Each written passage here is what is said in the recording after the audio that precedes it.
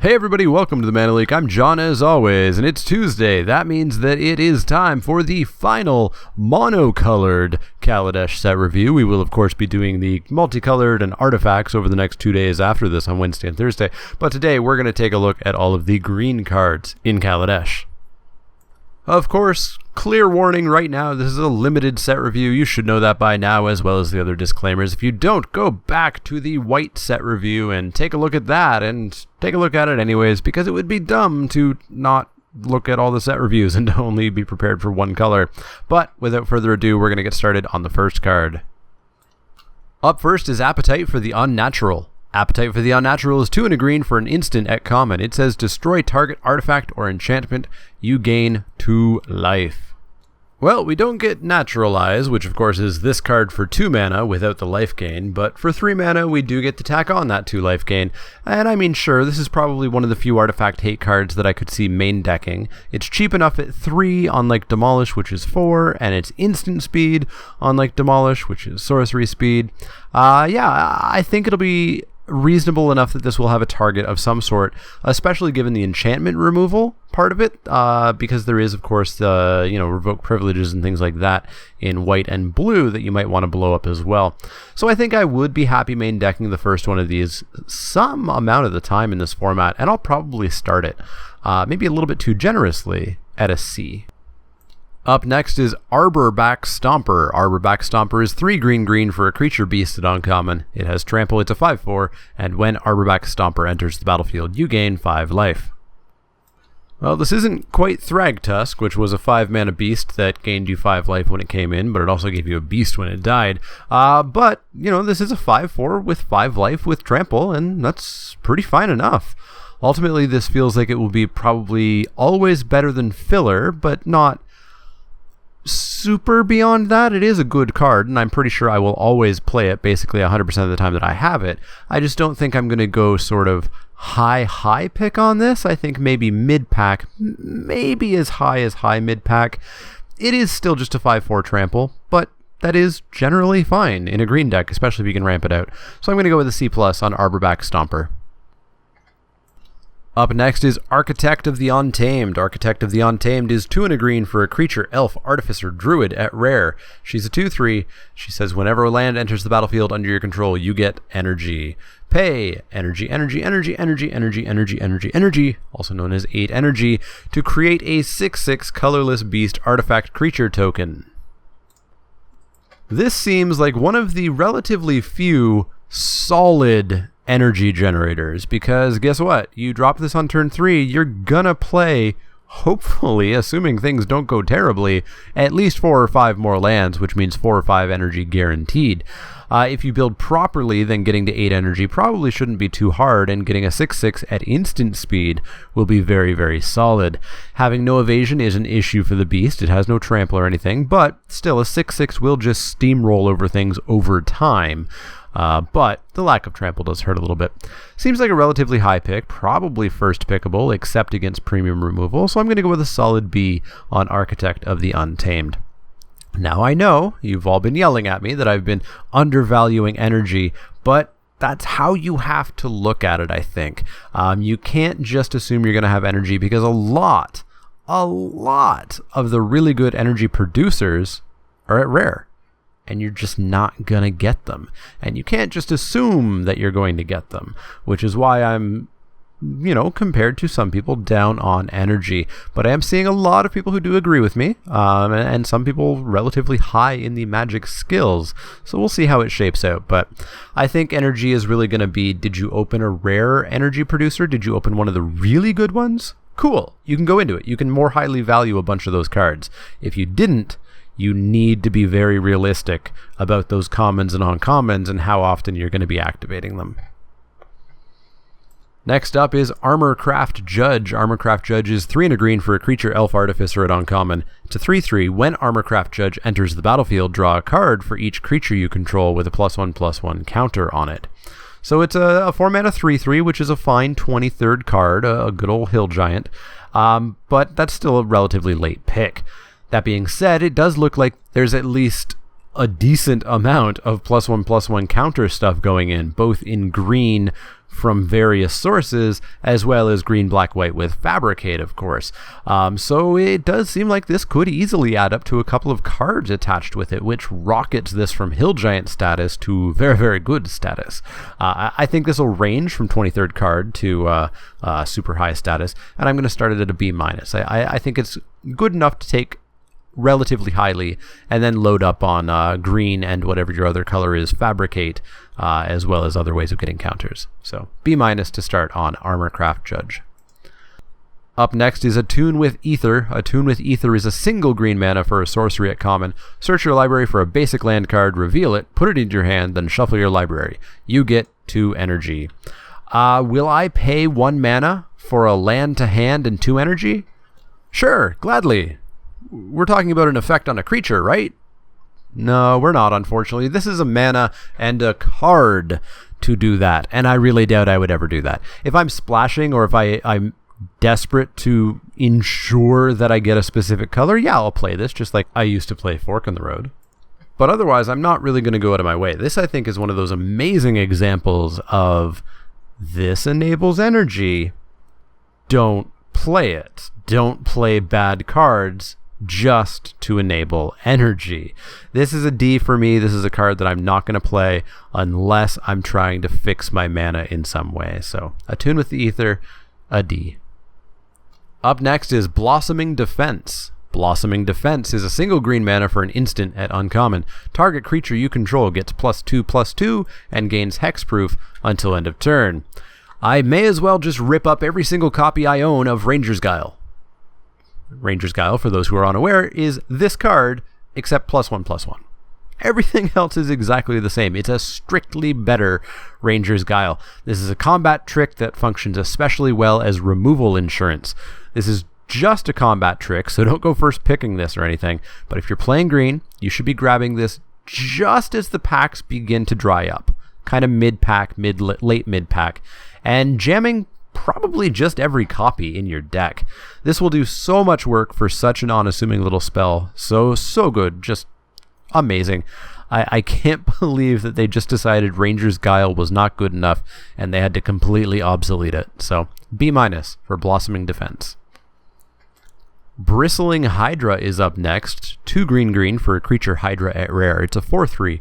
When Bristling Hydra enters the battlefield, you get 3 energy. Pay 3 energy. Put a +1/+1 counter on Bristling Hydra. It gains hexproof until end of turn. This seems pretty solid. It's a 4/3 for 4 that can become a 5/4 and dodge removal at a minimum, which is quite nice. 3 energy does seem slightly costly from what I've seen, but in the right deck you should be able to activate this a solid 2 if not 3 times. Lacking trample is a pretty big deal. Lacking reach, lacking anything that a Hydra typically has is somewhat of a big deal, because you're going to need a couple of activations before you can really attack with impunity with this thing. So it is still a solid threat, but it's probably not quite the bomb that we want Hydras to be. Still solid though, so I am willing to go with a B on this, but boy do I wish it had something. Trample, reach, something going on other than being a big dumb green creature. Up next is Commencement of Festivities. Commencement of Festivities is 1 and a green for an instant at common. Prevent all combat damage that would be dealt to players this turn. No. Fogs are bad. If they are completely one-sided fogs, they are alright, I guess. But a straight-up fog, and a fog that only stops damage to players, not even to creatures, just no, don't play fog, kids. Just don't do it. It's never worth it. It's a waste of a card slot in your deck to buy a turn. Yes, you will remember those times where it bought you the turn that won you the game, but you'll forget the other 99 times where it bought you a turn to die the next turn, or it just did nothing in your hand, etc. Don't play fogs. F for fog. Up next is Cowell Prowler. Cowell Prowler is 4 green for a creature worm at common. It's a 6/6, and that's all. This is green's token, or one of green's token. Sorry your draft didn't go well, but here's a big creature that you can try to win the game with card. You should rarely play this, and if you are, it's because things didn't really go your way in the draft. Without trample or anything, it's just 6 power and toughness. It's just so low of an impact that it will not be solid enough. It's not going to win you too many games. It's a desperation move if you're playing this. D+. If you have to, you have to. If it's sealed, maybe. But avoid this. This is a sign that things didn't go quite right for you. So D+. Up next is Creeping Mold, a reprint. Creeping Mold is 2 green for a sorcery at uncommon. Destroy target artifact, enchantment, or land. I have no idea why this card exists in this format. It's sorcery speed, it costs more than Appetite for the Unnatural, it's uncommon instead of common. I mean, I know why it's more expensive. It's because of the land destruction, because land destruction is a terribly unfun mechanic and it needs to be costed so poorly that you will never play it. But I just can't believe how bad this is compared to Appetite for the Unnatural in the exact same set. Appetite for the Unnatural, probably main deckable in this format. This card, you should never, ever touch. D-, I'm not going to give it an F because, yes, it can blow up an artifact and maybe you have to at some point, but like the Cowell Prowler, this is a sign that something went really wrong for you if you're playing this card. D-, Creeping Mold, overcosted because of the land destruction. Just bad. Just bad. Up next is Cultivator of Blades. Cultivator of Blades is 3 green for an elf artificer. At rare, it's a 1/1, but it's got Fabricate too, so it could be a 3/3. Whenever Cultivator of Blades attacks, you may have other attacking creatures get +X until end of turn, where X is Cultivator of Blades' power. This honestly seems kind of weird. I don't quite get why it has Fabricate. This is one of the few Fabricate cards where I feel like the correct answer is just always put the counters on it. I mean, you could make a couple of servos that will attack as 2/2s, in which case you're attacking for 5 damage. But if you just make this a 3/3 and have one other 1/1 that attacks, you're attacking for 7 damage. And hopefully you have slightly wider board and have 3 power on this and just basically overrun everything without trample, which is a little bit of a pain, but still, it's half of overrun. Yeah, this seems like a really good card to me. I just don't get the Fabricate part of it. I don't get why you would make servos using this guy, because you would then have to pump him up with auras or something, and that's not a good idea. Anyways, yeah, this is a solid card with the plan of going wide and making this a 3/3 and giving everybody non-trampling overrun.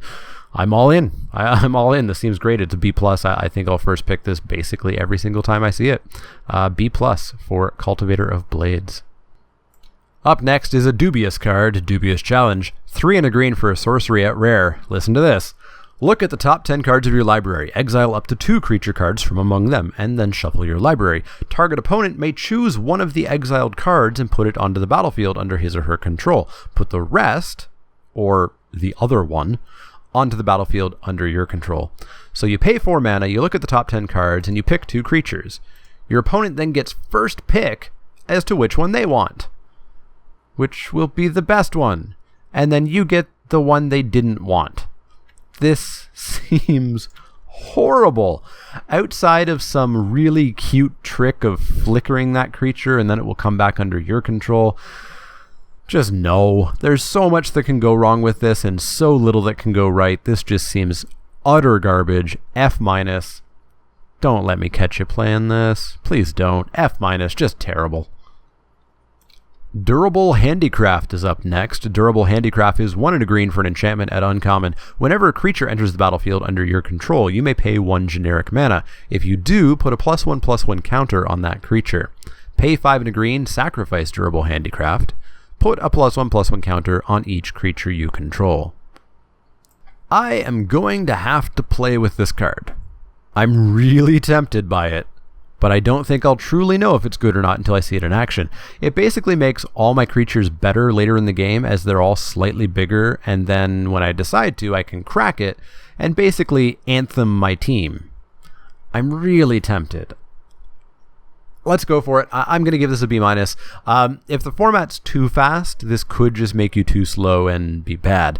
But let's be optimistic and let's give this a B-. I think I would be pretty happy paying 1 extra for all my creatures to make them bigger than they should be. I think. B- to start. I'm putting it in stone or in internet data, whatever, and calling it a B- right now. We'll see. I have to play with it, but B- to start. Elegant Edge Crafters is up next. Elegant Edge Crafters is 4 green for a creature elf artificer at uncommon. It's a 3/4. Elegant Edge Crafters can't be blocked by creatures with power 2 or less. Fabricate 2. So we've got a 3/4 and 2 1/1s for 6. And the 3/4 can't be chump blocked by a 2x or less. That sounds fine to me, but 6 is a touch much. On the flip side, we could have this be a 5/6 for 6 that can't be chump blocked, and that's also fine and can be a game ender. I think this will be another situation where it could go either way if you want the servos or the counters. I think these will be decent if the format's slow enough. Obviously better in sealed, but their casting cost will hold them back at least a bit, almost regardless of the format speed. 4 green is going to hold them back a little bit. So I'm going to have them sit at a C+ to start. I feel like they might be a little bit too slow, depending on how the format goes. But we'll see. We'll keep an eye on them. But C+ to start. Up next is Fairgrounds Trumpeteer. Fairgrounds Trumpeteer is 2 and a green for a creature elephant at uncommon. It's a 2/2. At the beginning of each end step, if a +1/+1 counter was placed on a permanent under your control this turn, put a +1/+1 counter on Fairgrounds Trumpeter. 2/2 for 3 is not where I want to be. So I would need to basically guarantee that I'm going to get 1 counter on this creature for it to become okay. It combos well with durable handicraft, obviously. I think this will be something like Bloodbriar, where it's mediocre in the wrong deck and quite solid in the right deck. And I think that deck will be green-white fabricate / counters.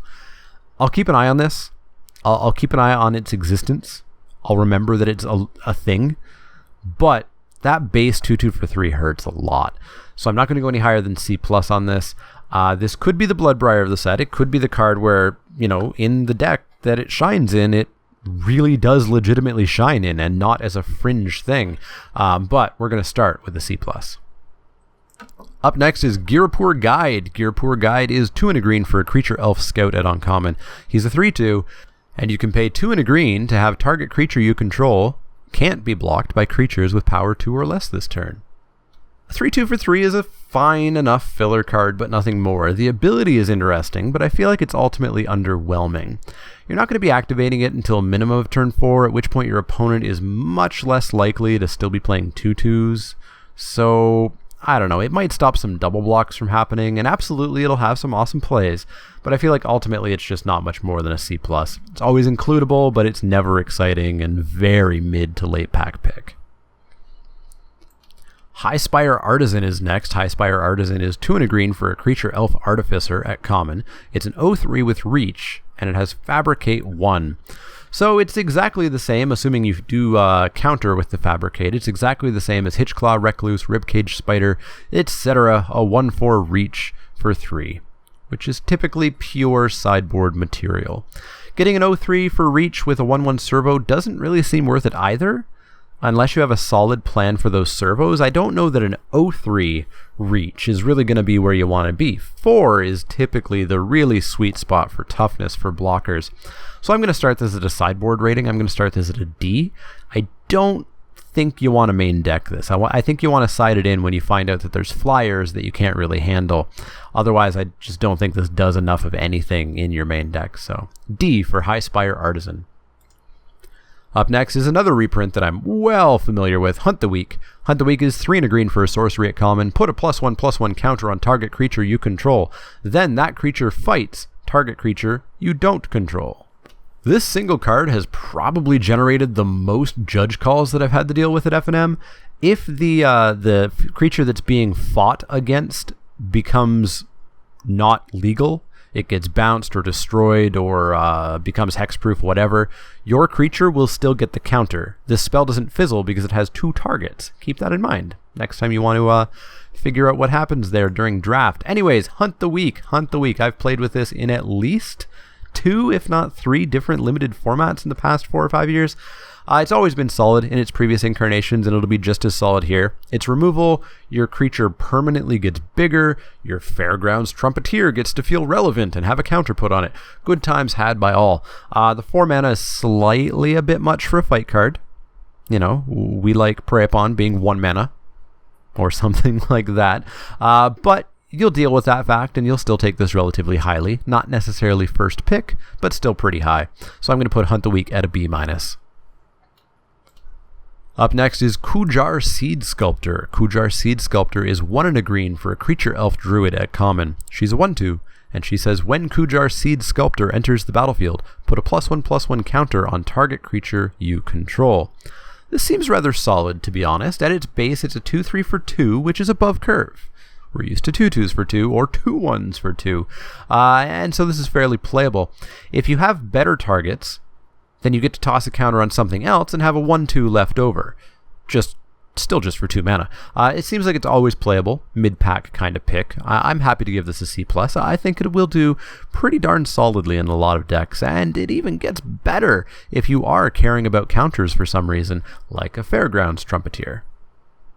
Up next is Larger Than Life. Larger Than Life is 1 and a green for a sorcery at common. Target creature gets +4/+4 and gains trample until end of turn. This, I think, is fine enough. Being sorcery speed hurts it a ton because it is not a combat trick. And I'm going to have to remind people, I'm going to say no less than 7 times in the first 2 weeks that it's a sorcery speed spell.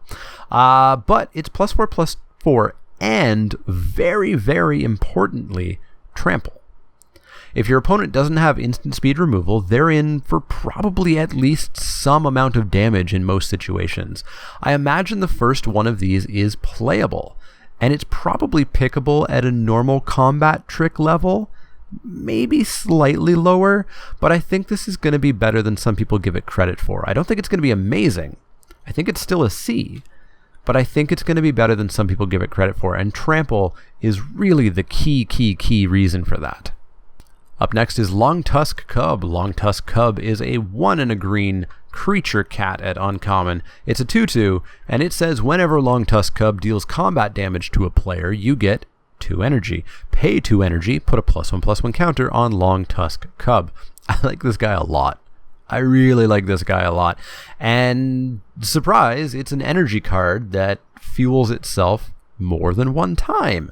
It's a 2/2 for 2. We're fine. That's a C. That's a perfectly playable bear right then and there. And then if your opponent even slightly stumbles and you get in for 2, you can make the cat into a 3/3, then a 4/4, then a 5/5, and then you are just off to the races. No evasion, sure, that's a problem, but this still just seems super solid, and I'm excited to play them. It's an energy card, but it is self-contained. It doesn't require X other stuff to go perfectly right for you to really go off with this. So I'm very happy putting Long Tusk Cub at a B- and picking it relatively highly. Next up is Nature's Way. Nature's Way is 1 and a green for a sorcery at uncommon. Target creature you control gains vigilance and trample until end of turn. It deals damage equal to its power to target creature you don't control. So not only did they decide that Ranger's Guile was a terrible, crappy card that nobody should ever play and they should just make a better one, they decided the same about the totally first pickable card Rabid Bite from Shadows of Innistrad. This is Rabid Bite, but strictly better by tacking on Vigilance and Trample to the creature. This is a snap first pick, and that's really all there is to say about it. This thing is a beating, some of the best green removal we've seen lately, right up there with Clear Shot.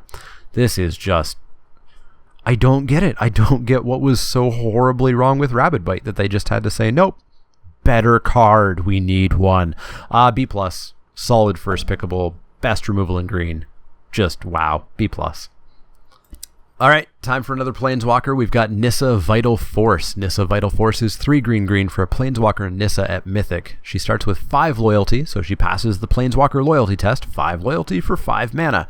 Her +1 is untap target land you control. Until your next turn, it becomes a 5/5 elemental creature with haste. It's still a land. Her -3, return target permanent card from your graveyard to your hand.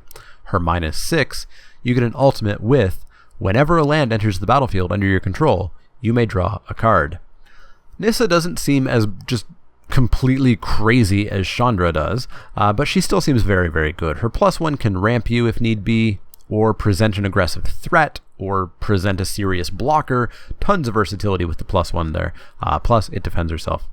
Her -3 is fine. We all know that I don't really care for this ability on a card, but it is totally fine if it's repeatable and not costing you a card, like Cemetery Recruitment did, or anything like that. Being able to get back a land or an artifact or something, because it is not quite regrowth, but close to it, is a nice upside as well. Her ultimate's crazy. If you want, you can ultimate her the turn after she comes down. She starts at 5, you +1. Next turn, if you want, you can just ultimate her. Well, the hope in Limited is that you won't be dropping too many lands past 6 or 7 or so.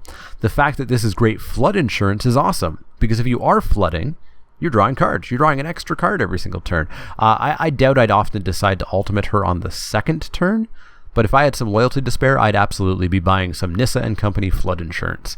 All in all, a solid straight A walker. Not quite the A+, but solid A, snap first pick. Following up Nyssa, we have Ornamental Courage. Ornamental Courage is a single green mana for an instant at common. On tap target creature, it gets +1/+3 until end of turn. This is an alright combat trick. With the big toughness boost and untapping, it's really more of a defensive spell. It can still do the trick on offense, of course, but it's obviously designed to be a defensive spell. Being a single mana, as a lot of combat tricks are in this set, it's going to make attacking and blocking a real gamble. Make sure, pretend that you're playing Scrabble and you're memorizing the 2-letter words. In Kaladesh, memorize the single mana combat tricks. Don't go nuts playing around them, because a lot of the times your opponent's just not going to have them.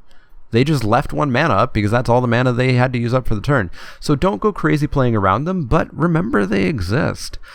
Still, I think this is one of the far weaker combat tricks than the other ones that are out there. I'm going to drop this down to a C-. I don't think I'm going to play this one very regularly. I might side it in if I find out that I am not the beatdown, but otherwise I think I'm going to keep this in the sideboard a decent amount of the time and only main deck it some of the time. So C- for Ornamental Courage. Up next, we have Oviya Pashiri, Sage Lifecrafter. Oviya is a single green mana for a legendary creature human artificer at rare. She's a 1/2. She says pay 2 and a green and tap, create a 1/1 colorless servo artifact creature token. Or, if you want, you can pay 4 and a green and tap to create an XX colorless construct artifact creature token, where X is the number of creatures you control. I can see this being relatively solid. It's an amazing mana sink, though it's a shame that she has to tap to do this, so you can only ever put in 3 or 5 mana. Still, creating chump blockers or building up a wide board and potentially dropping huge things every turn seems very, very good. She takes some building to get to, and may just get removed before then, but she seems totally fine. She seems like a fantastic 1-drop. Probably not first pickable against removal, but still solid nonetheless. And I'm going to go with a solid B for Oviya Pashiri, Sage Lifecrafter? Sage Lifecrafter. Up next is Pima Outrider. Pima Outrider is 2 green for a creature elf artificer at common. It's a 3/3 with trample and fabricate 1. Pima Outrider is a 4/4 trample for 4 if you do put the counter on, and that's fine to me. If I don't need it to be a 4/4, getting a 1/1 servo and a 3/3 trample for 4 is fine enough as well. That's a hill giant and a servo, although a trample-y hill giant. I imagine there's a prototypical card that is 4 mana for a 3/3 with trample, but I don't know what it is offhand.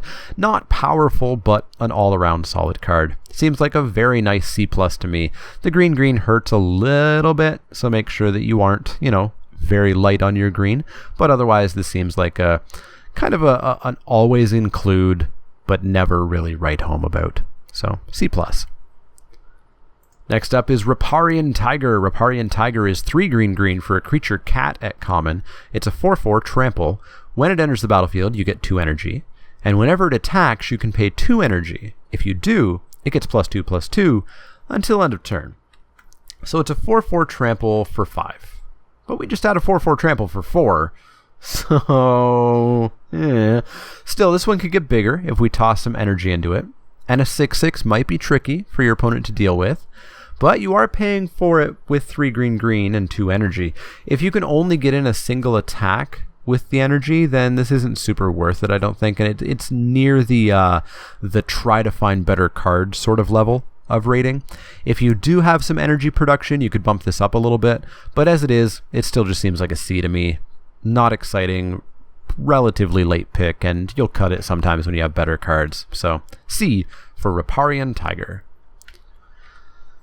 Next up, we have Sage of Shayla's Claim. Sage of Shayla's Claim is 1 and a green for a 2/1 creature elf druid at common. When Sage of Shayla's Claim enters the battlefield, you get 3 energy. This is one of the cards that I would play to generate energy, basically for the sake of generating energy, because it's also a goblin piker, which is not the best card that's ever existed, but it is playable enough. I don't think you ever play this if you have like one energy outlet. I don't think you play this. If you have a couple, maybe you play it, and obviously you're still really wanting to get one of those rare repeatable energy sinks. But I do think this is 100% playable if you have at least a couple of outlets for it, because it's a 2/1 that generates 3 energy. It's 3 energy that's going to continue affecting the board in a appreciable way for at least the beginning of the game. I'm willing to give this a C to start with. I think it does what it needs to do without being bad. So solid C for Sage of Shayla's Claim for me. Next up is Servant of the Conduit. Servant of the Conduit is 1 and a green for a creature elf druid at uncommon to 2/2. When Servant of the Conduit enters the battlefield, you get 2 energy. Tap, pay 1 energy, add 1 mana of any color to your mana pool. This seems decent to me.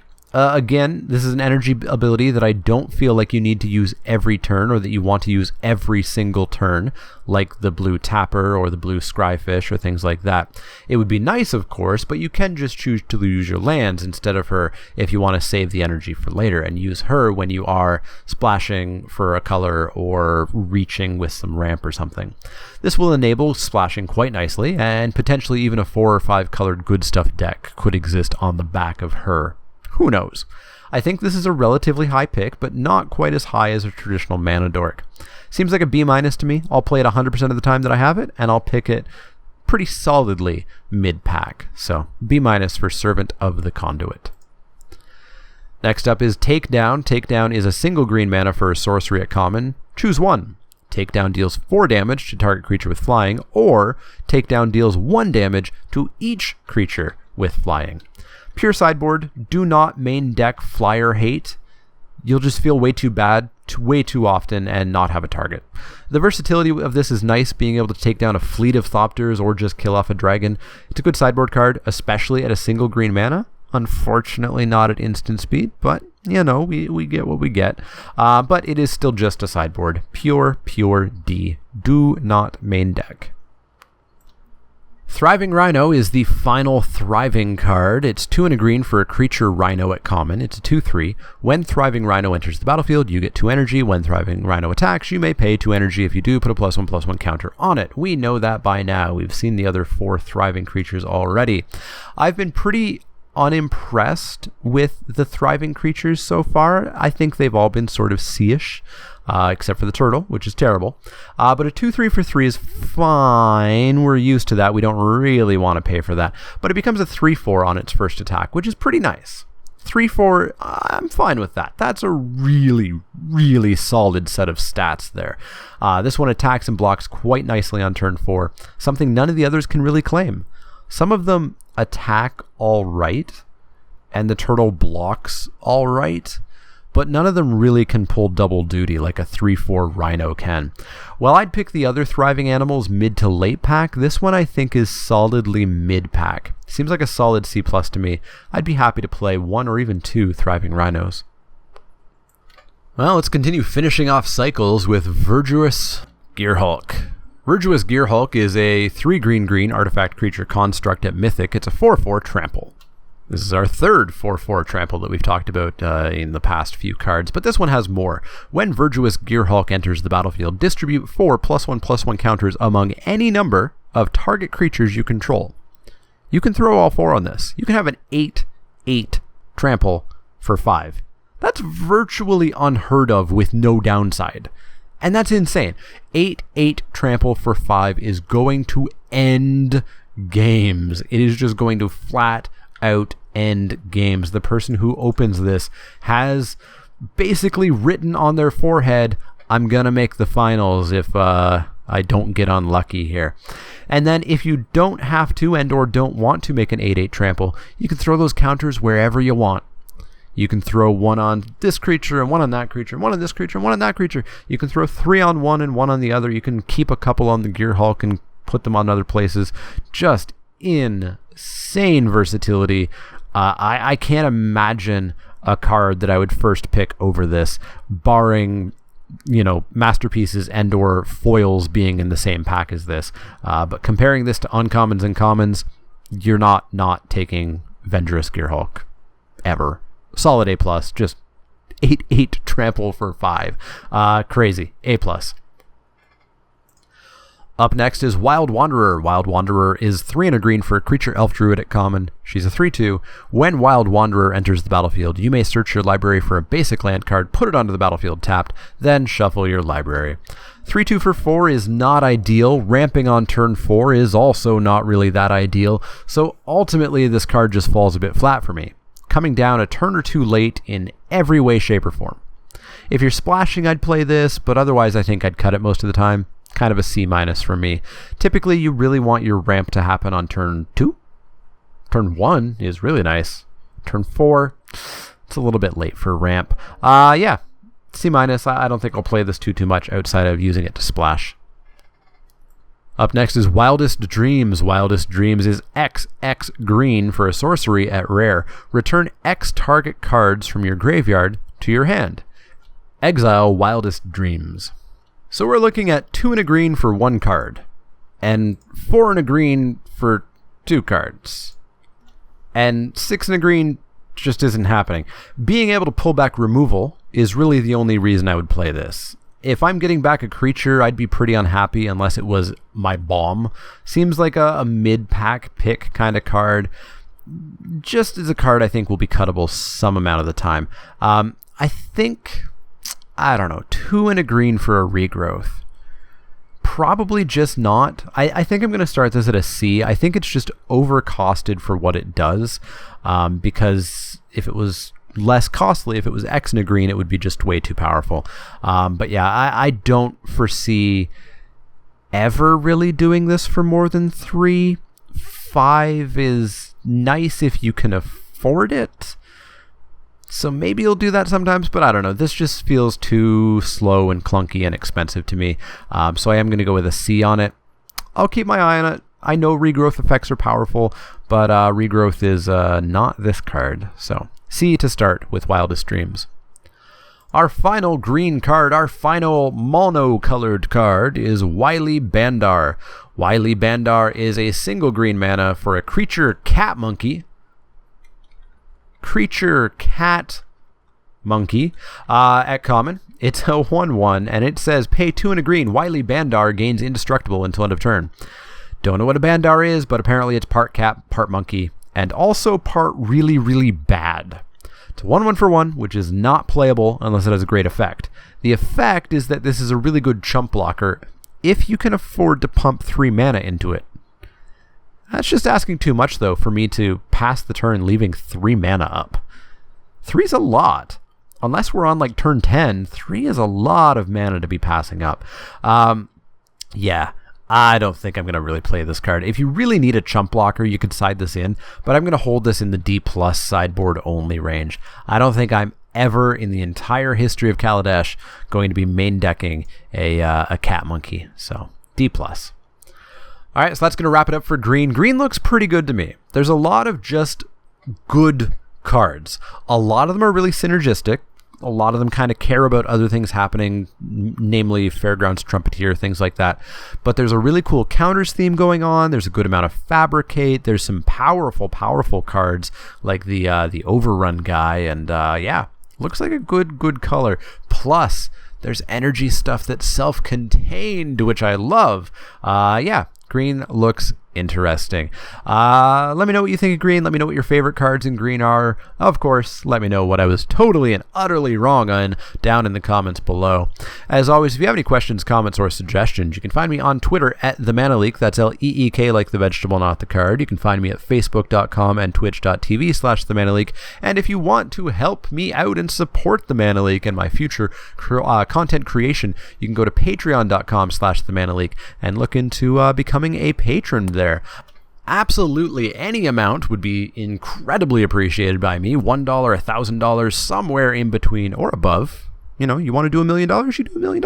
I will not stop you. Yeah, anything you want to donate there would be fantastic. There are some backer levels in there. I am looking at potentially putting in some more backer levels once I get kind of everything truly figured out there. But take a look if you want to help support the Mana Leak's future content creation.